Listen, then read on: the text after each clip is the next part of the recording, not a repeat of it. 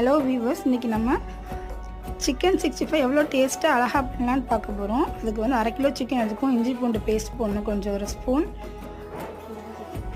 Next கொஞ்சோண்டு மிளகாத்தூள் தேவையான அளவு. வாசத்துக்கு கருவேப்பிலை பிச்சு அழகாக தூவி விடுங்க. கொஞ்சோண்டு கேசரி பவுடர் தூவி விடுங்க. 1 ஸ்பூன் தயிர். சிக்கன் 65 பொடி கொஞ்சம் லேசாக தலையில் தூக்கி விடுங்க. இடியாப்ப மாவு 1 ஸ்பூன் எல்லாத்தையும் போட்டுட்டு நல்லா மேரினேட் பண்ணி ஒரு 1/2 அன் ஹவர் ஊற வைங்க. தேவையான அளவு கொஞ்சம் ஒரு 1/2 லெமன் மட்டும் புழிஞ்சு விடுங்க, டேஸ்ட்டாக இருக்கும். 1/2 மணி நேரம் கழித்து அதை வந்து நம்ம வந்து கடாயில் போட்டு நம்ம பொரிக்கணும்.